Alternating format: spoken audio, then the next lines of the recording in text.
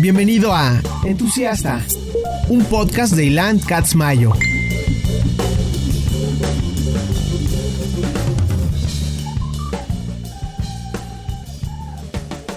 Entusiasta es patrocinado por Skullcandy. Grandes earbuds, grandes audífonos, gran producto, se los recomiendo ampliamente.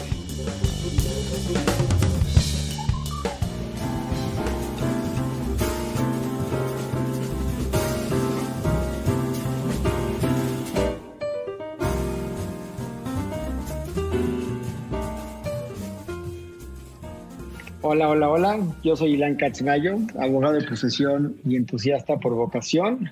Les doy la bienvenida a este primer episodio de Entusiasta, el podcast que habla de cultura y otras cosas que me entusiasman. Este magnífico tema con el que abrimos el podcast se llama Hijo y es del gran jazzista mexicano Eugenio Toussaint, de su disco Trío, que lo conformaban Eugenio Toussaint, Agustín Bernal y Gabriel Puentes. Se grabó en el 2004 por Juan Switalski y lo produjo el gran Juan Carlos Pancipuente. Y hoy estamos de manteles largos, vamos a iniciar nuestro primer episodio con el gran arquitecto mexicano Alberto Kalach, que ha sido sin duda de los arquitectos más emblemáticos de su generación, referente, yo diría que el arquitecto más importante de América Latina sin duda, constantemente ha estado en el shortlist para el Pritzker, es realmente pues tal vez el arquitecto más importante mexicano vivo, yo lo diría así, que su obra pública y su vivienda y sus casas siempre son referentes, es muy emocionante verlo trabajar. Un poquito acerca de él, estudió en la Universidad Iberoamericana y en la Universidad de Cornell en Nueva York. Ha sido, como todos ustedes saben, el arquitecto que se le dio la obra para la Biblioteca Vasconcelos en el 2004, que es tal vez, en mi opinión, la obra pública más hermosa de la historia de este país, y pues nos regaló un poquito de su tiempo y pues estoy muy entusiasmado de compartir con ustedes esta entrevista con él.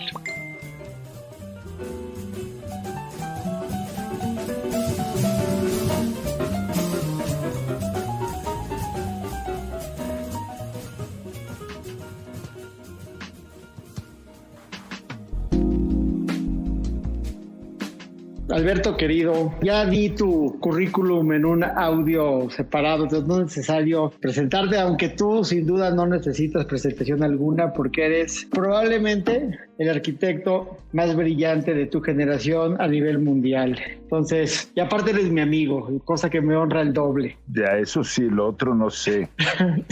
Pues mira, estamos iniciando mi podcast que se llama Entusiasta, que es sobre temas meramente culturales, y tú eres el padrino del podcast porque eres el primer invitado, mi primera grabación. Entonces te quiero dar las gracias por darte este tiempo para hablar conmigo. Ya sabes que te quiero mucho y te admiro más. Ya, bueno, pues conversemos, me alimenta y me divierte conversar contigo. Muchas gracias. Quiero empezar con una pregunta que seguramente ya te la han hecho, pero para mí es fascinante, que es, ¿cuándo y cómo supiste que querías ser arquitecto?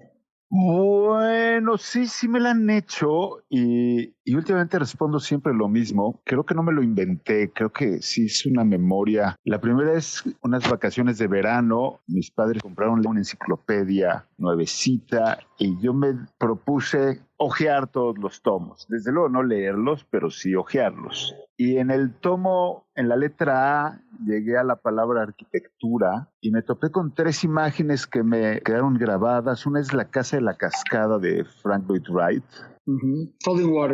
Falling Water, venía la Acrópolis en Atenas y el edificio de la ONU en Nueva York. Y esas 3 imágenes me volaron y decía, bueno, pues esta arquitectura me gusta. Y quizá ese fue un primer contacto con la arquitectura. Oye, y al ver una obra como Falling Water, que dice la historia que los dueños de la casa pensaban que la casa era un poquito incómoda, que la casa tenía partes, o sea, era hermosa, pero podía ser un poquito impráctica. ¿Tú qué dices a esa crítica?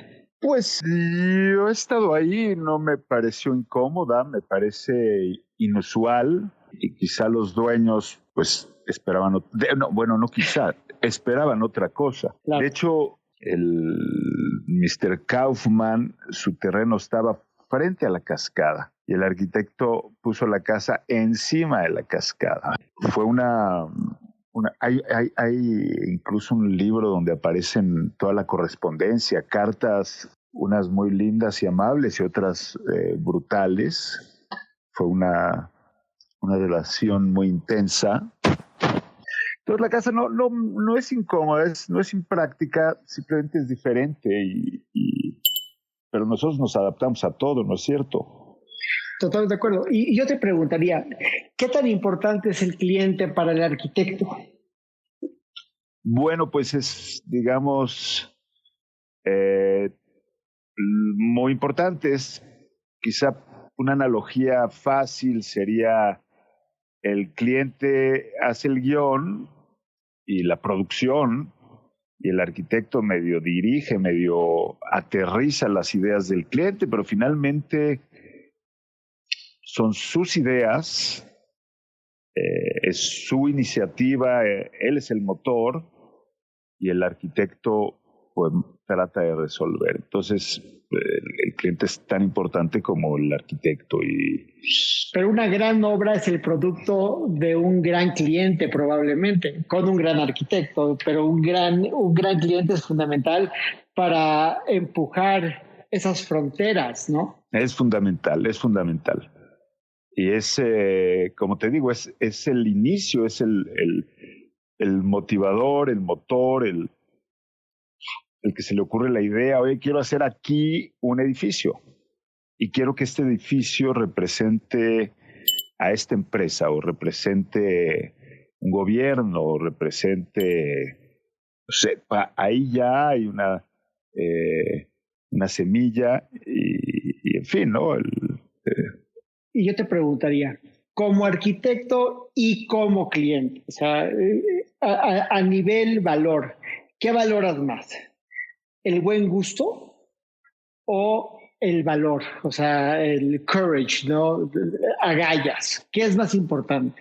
Bueno, pues si consideramos el término buen gusto como pues que combinen tus zapatos con tus calcetines y pues, entonces pues el buen gusto no es importante, pero si entendemos el buen gusto como una visión más amplia, pues es tan importante como el coraje, como el valor, ¿no? El sacrificio.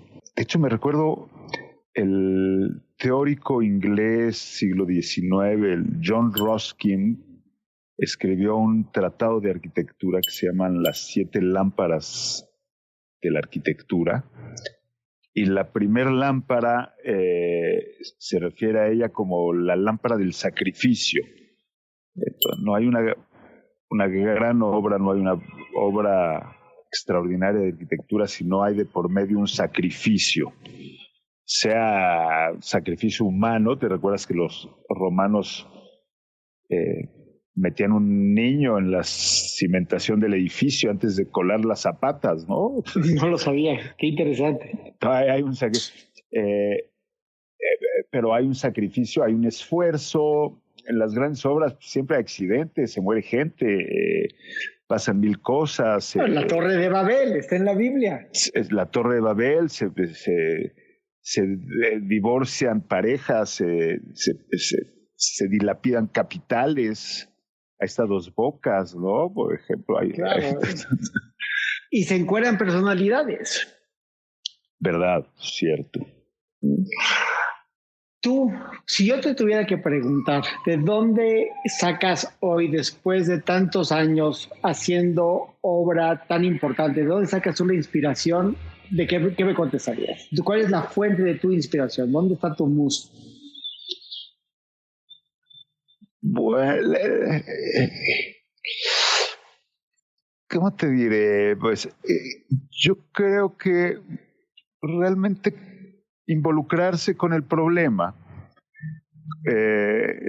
No hay realmente una musa ni una inspiración, sino es nuestro trabajo, al menos yo considero que mi trabajo es resolver un problema de espacio, de construcción, de la mejor manera posible. Pues el reto es la inspiración. Entonces, un trabajo se inicia comprendiendo perfectamente las necesidades de los futuros habitantes, sus necesidades inmediatas, sus aspiraciones, pero entendiendo también el lugar, el terreno, el clima, las ventajas que ofrece, y poniéndolos en armonía, ¿no? Poniendo en armonía los deseos o las deseos del cliente con las posibilidades que ofrece el lugar. Y claro, desde luego con el presupuesto que tienen, ¿no? Porque también hay un tercer factor que es los medios, ¿no? Los medios para realizarlo. Entonces, no hay inspiración, hay una reflexión sobre el problema, sobre el potencial del lugar, del tema y las limitaciones del presupuesto. Entonces, a partir de ahí, pues uno empieza a imaginar cómo podría resolverse ese problema específico. Y para eso tú eres tal vez de los arquitectos más eficientes en el mundo. El ejemplo está en la Biblioteca Vasconcelos, que resolviste los libreros de una forma única en la historia, yo creo que de las bibliotecas. No hay otra biblioteca que tenga los libreros colgando, ¿no? Pues me temo que sí hay. Yo la vi en algún lado, no me la... O sea, no así exactamente, pero creo que yo estudié un par de años en la Universidad de Cornell y había una biblioteca dentro de una capillita neogótica y tenía un librerito ahí, pero efectivamente estaba creo que colgado. Bueno, no el librero, pero sí el pasillo. Estaba colgado con unos perfiles de fierro forjado, de estilo neogótico. Y bueno, pues ya sabes que la imaginación no es algo que viene de la nada, sino la imaginación es tu archivo de imágenes. Uh-huh. Y esa es una palabra muy importante, entenderla es muy importante, especialmente para los estudiantes de arquitectura que los profesores te hacen pensar que la imaginación viene de tu inventiva, viene de la nada, y no es así. Tú tienes un archivo de imágenes muy, muy, muy grande, incluso no sabes ni qué imágenes tienes ni dónde están adentro de tu cabeza, pero hay que buscarlas, y ahí están. ¿Te acuerdas de aquella parábola de la jaula de los pájaros de Platón? No, cuéntamela. Es tu imaginación, tu memoria es como una jaula gigante llena de pájaros. Y no sabes, cuando buscas al pájaro, no sabes qué pájaro buscas y metes la mano y vas tanteando hasta que llegas y encuentras el pájaro. Muy mal explicado, ¿no? Porque yo no soy Platón, pero me gusta la idea, ¿no? Me gusta la idea para explicar no sabes la madre que tenemos adentro de la cabeza.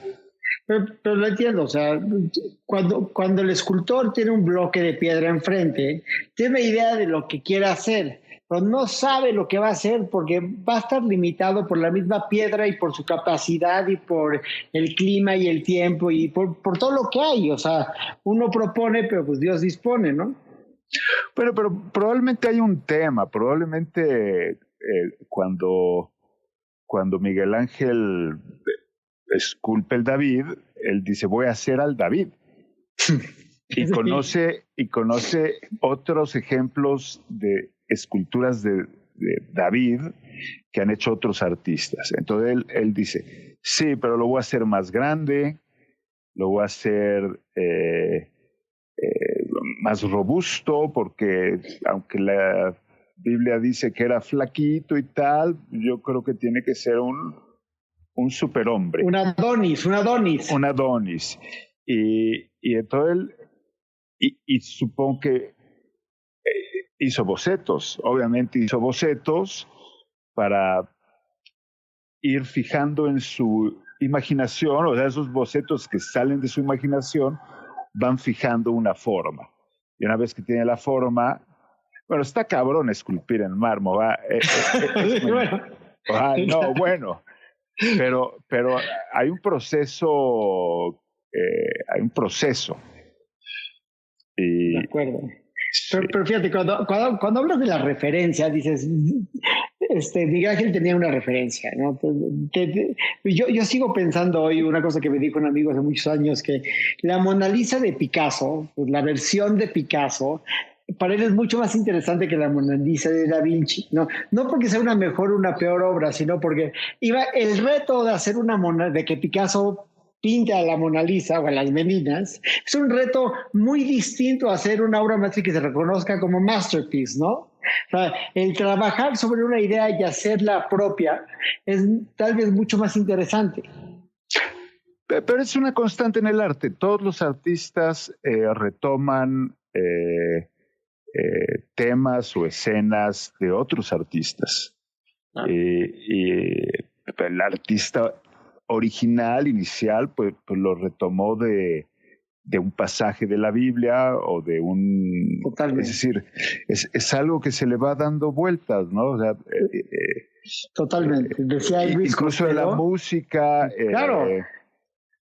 Claro. Acabo de oír un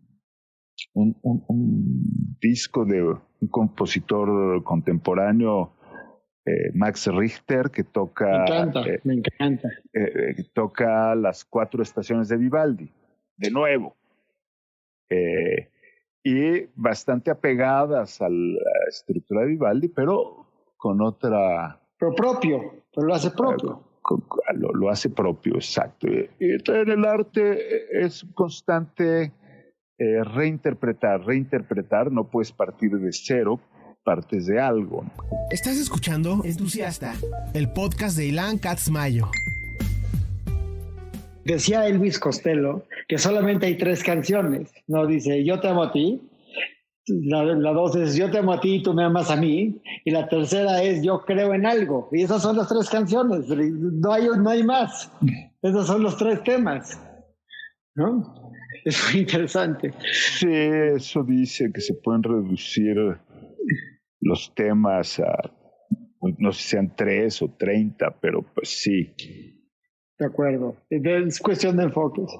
Oye, y hablando de tu trayectoria, siento que tu obra es en gran medida, y sobre todo en tu generación, pero hablando de tiro particular, no sé si es una ruptura con todo lo que había anteriormente, pero sí el inicio de esa ruptura o el inicio de adoptar estos conceptos mucho más internacionales o de estéticas que no están tal vez esclavizadas por tener que ser mexicanas a la fuerza y de poder hacer una obra que es única, no a su nación, pero sí a su lugar y a su concepto, porque siento que ha sido sumamente constante en el tipo de obra que has hecho y en respetar los mismos lineamientos.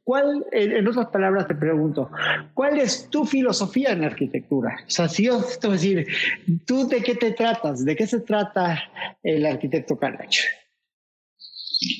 Sí, bueno, en principio no creo que haya ninguna ruptura.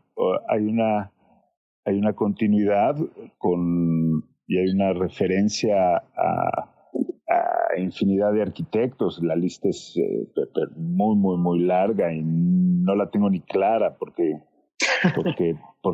van cambiando tus intereses a lo largo del tiempo. Pero, digamos, es un poco lo que mencionaba antes. La arquitectura es un oficio y es un oficio que como todos los oficios, se aprende haciendo. Entonces, si la premisa es vamos a resolver este problema de la mejor forma posible, o a la mejor forma que yo pueda resolverlo, esa es la premisa, ¿no? Vamos a hacer un edificio que la estructura sea lo más eficiente que pueda, lo más armónica que pueda.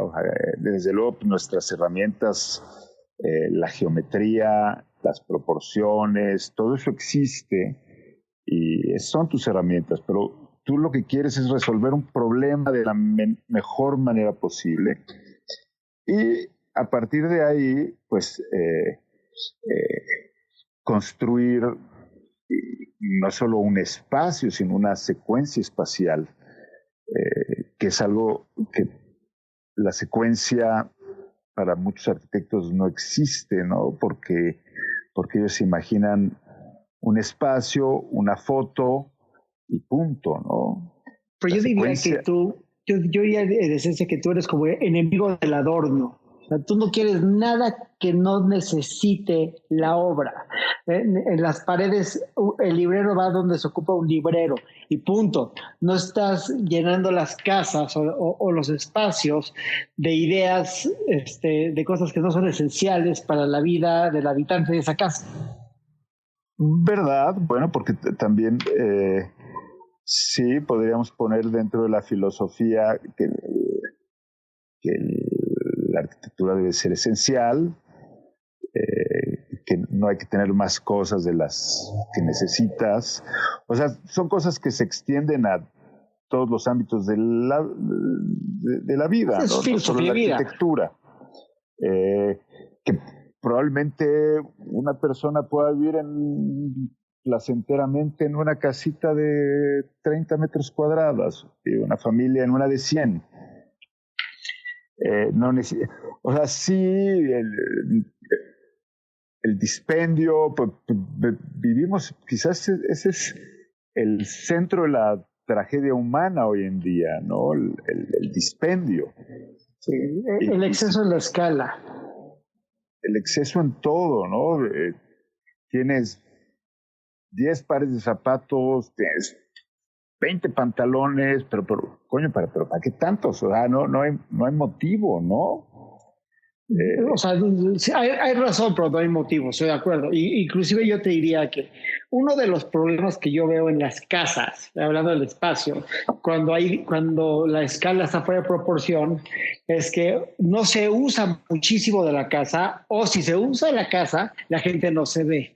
Entonces, la vida en familia está truncada por la escala de la casa, porque todo el mundo está disperso, entonces no hay esos espacios para realmente convivir y las salas y los comedores no se usan y todo el mundo se mete a su rincón de la casa y eso tiene que ver con la forma en la que se hizo la casa. La casa está truncando la vida en familia.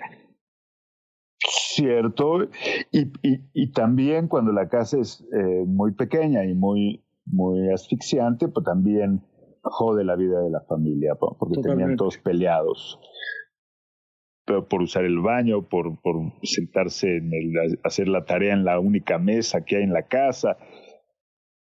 Es decir, pero pues como toda filosofía, habría que buscar también en la arquitectura el término medio, ¿no? Ni demasiado grande, opulento, ostentoso, ni demasiado pequeño, ni precario, ni tal, sino cuál es el punto medio a donde debemos aspirar.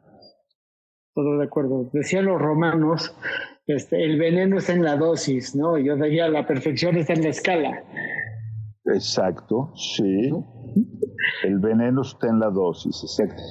Por eso el símbolo de la medicina, ¿te recuerdas? Que son... Claro, la serpiente. Es el matraz con las 2 serpientes. O sea, te cura o te mata, depende de la dosis. Exacto, el veneno está en la dosis. Y te voy a hacer una pregunta muy difícil, pero sin importar la importancia de la obra en escala, ¿cuál es la obra de la que más orgulloso estás tú el día de hoy? Pues, como dices, Es difícil porque pues, primero es la obra que más te gusta o la obra que tienes en la cabeza en las que estás trabajando. Y las obras que ya terminaste quedaron atrás y además se vuelven un poco ajenas. Ya no, o sea, yo si visito algo que hice hace tiempo, aunque lo reconozco perfectamente y me conozco los detalles y tal, es algo que siento ajeno, que ya no me pertenece. Es como una foto de la prepa, ahí estás, pero no eres tú.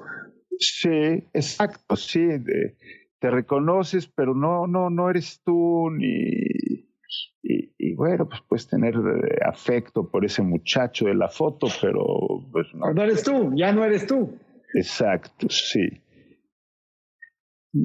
Y dentro de este oficio, porque una de las cosas que yo siempre he visto en la arquitectura, que me parece muy similar al director, al cineasta, que siempre dependes para trabajar de otro. O sea, si no tienes clientes, si no tienes proyecto, o sea, al menos que tú financias tu obra, pues estás en manos de otros. ¿Cuál es la frustración más grande en tu oficio el día de hoy para ti? Bueno, evidentemente toda obra que no puedes realizar hay una frustración, pero y además una frustración, como dices, pues tú no la puedes realizar porque tú no tienes los medios. Pero entonces hay una rama de un apartado en la arquitectura que es la arquitectura dibujada.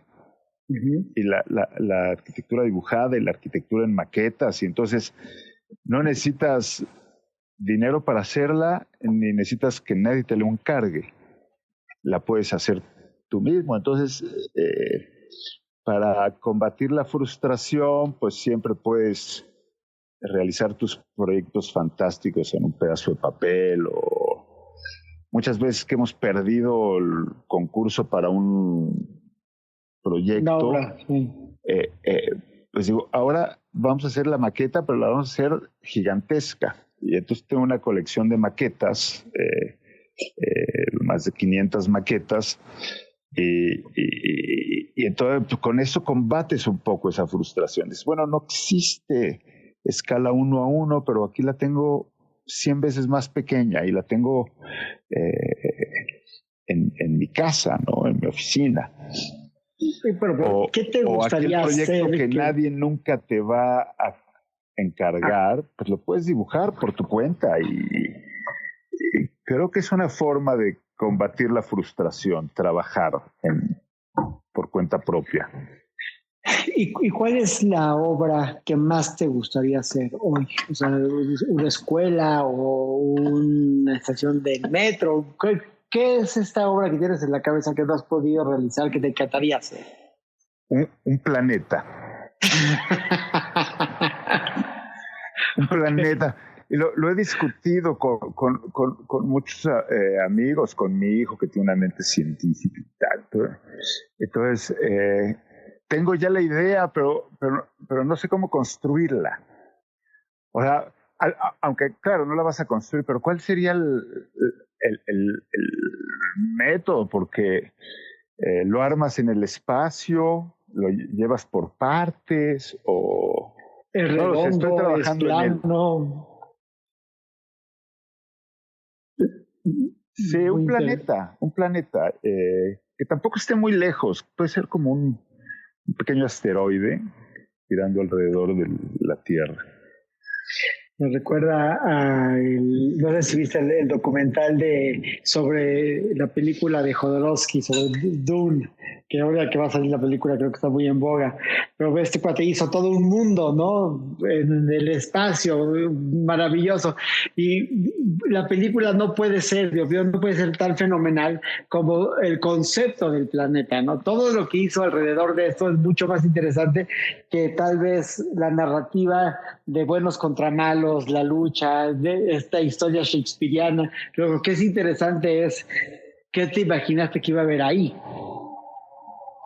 Cierto, sí. ¿Qué película es, dices? Hay un documental. Jodorowsky iba a hacer esta película que se llama Dune, que se hizo con David Lynch en los 80s, que sale Sting, y ahora la van a volver a lanzar y es una producción enorme, que es este libro de ciencia ficción de Frank Herbert, que es tal vez el libro más importante de ciencia ficción en la historia, ¿no? ¿Cómo decirlo? El Moby Dick de la ciencia ficción. Y contrataron a Jodorowsky para hacerla y nunca se hizo. Te mando el link, pero es un documental sobre lo que iba a hacer Jodorowsky de esta obra en los 70s, que iba a ser fenomenal, que ya nunca se hizo. Ya, pero me interesa mucho, sí. Los disfraces o sea, la verdad es que si algo nos hace, yo siempre he dicho que hay dos cosas que nos hacen humanos, ¿no? Que es nuestra capacidad de vernos en lo abstracto, de saber que nos vamos a morir, que podemos ser más flacos, más gordos, más altos, más ricos, más pobres. Y la otra es la dignidad, ¿no? Los animales no tienen ese concepto de la dignidad, ¿no? Entonces, los gatos sí, ¿eh? Pues, te lo juro, gato. ¿Por qué lo dices? Se ofende. Por ejemplo, si el gato da un traspié y se cae, disimula, se voltea para otro lado, como dice, chica. O si le das una patadita, se ofende, no se va, te da la espalda. Es que lo que ha descubierto el William Attenborough, el David Attenborough en sus documentales es formidable, pero es algo que había visto y había dibujado Walt Disney. ¿Te acuerdas? Sí. Y ahora este tipo constata mediante filmaciones asombrosas que los animales tienen humor y juegan y tienen dignidad y tienen todo, a la manera de Walt Disney, ¿no? Fíjate y verás. Oye, y ahora que estás en la cúspide desde hace muchos años de tu craft. ¿Cuál cúspide? Yo estoy en ninguna cúspide. En mi opinión, me imagino que has tenido la oportunidad de conocer a varios de tus héroes, a Tarabando y a otros. ¿Cuál es tu experiencia, no de la persona, sino de la experiencia de conocer a tus héroes y de tratarlos tú a tú? Pues la verdad es que yo no conozco muchos arquitectos. Conozco a mis amigos y los admiro mucho, pero no busco conocer a un arquitecto en particular porque tengo miedo de desilusionarme. Okay. Eso me suena muy justo, muy correcto. Sin embargo, pues sí, mis héroes son mis amigos, mis ídolos, los que me inspiran, los que me dan ideas, me dan entusiasmo. Bueno, mis amigos, mis hijos. Pero lo natural, ¿no? Pero podrías, por ejemplo, respetar una obra de un mal hombre. O sea, podrías ver la obra de Albert Speer y decir, gran obra a pesar de que es un nazi. Bueno, sí, podría hacerlo, sí, ¿no? ¿Por qué no? ¿No? Creo que muchos de los genios de la humanidad han sido unos hijos de la chingada, pero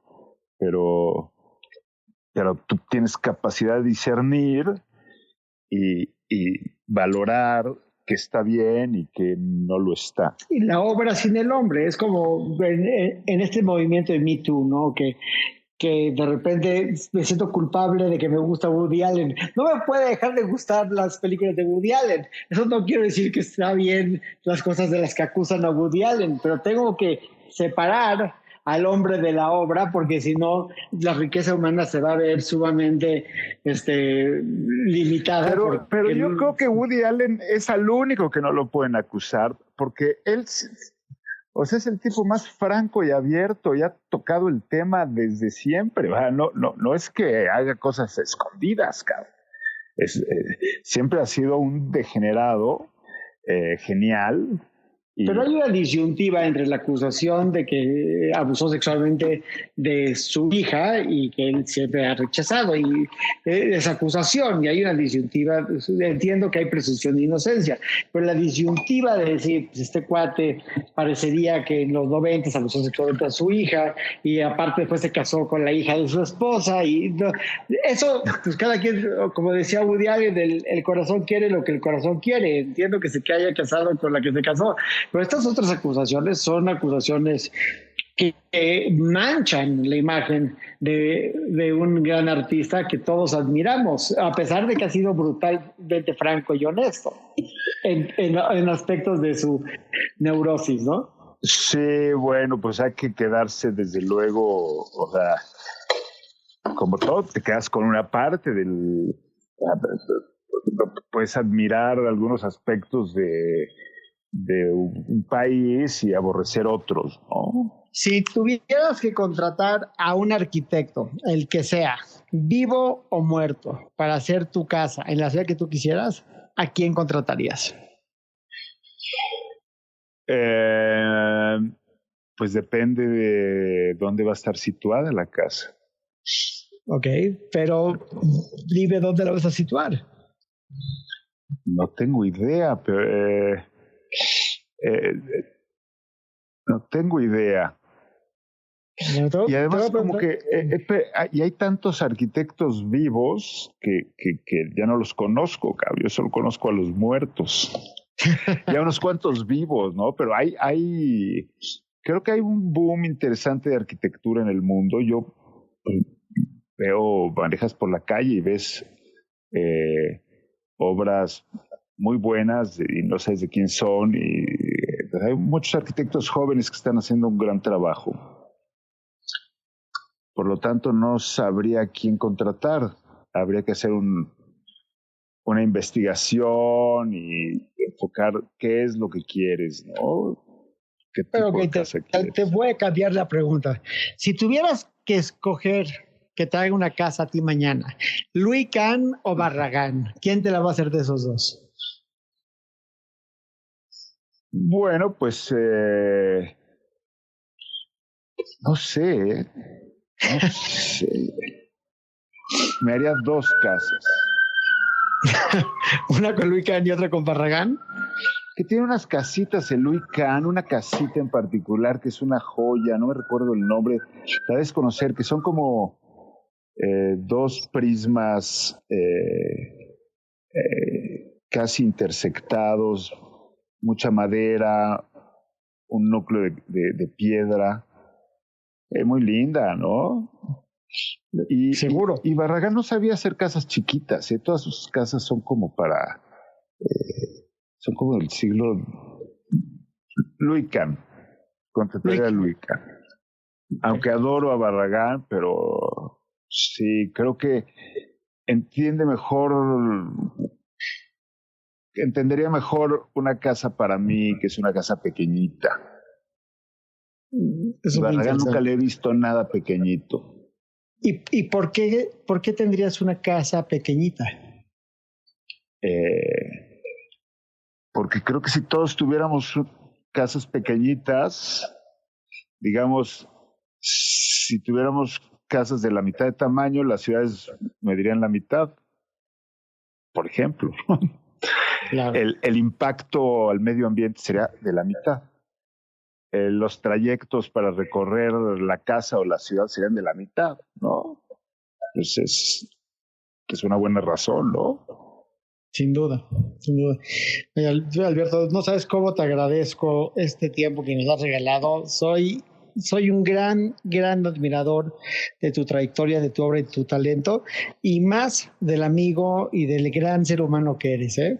Hoy yo soy admirador tuyo y quiero decirte que hace mucho tiempo, no me acuerdo cuánto, no me han hecho una entrevista, una conversación tan amena y divertida como la que has hecho esta mañana, cabrón. Me honras. Inteligente, además, ¿no? Me honras. Por eso yo siempre digo que los periodistas debemos ser abogados. Sabemos qué preguntar. o inteligentes. Eso también. De eso hay muchos periodistas inteligentes, sin duda. Pero te agradezco mucho tu tiempo. Te quiero mucho. Te abrazo muy, muy fuerte. Y ahí te mando el link para que lo compartas con quien tú consideres. Juega, te mando un abrazote. Igual, gracias amigo. Bye. Entusiastas patrocinado por Skullcandy. Grandes earbuds, grandes audífonos, gran producto, se los recomiendo ampliamente. Entusiasta, un podcast de Ilan Katz Mayo.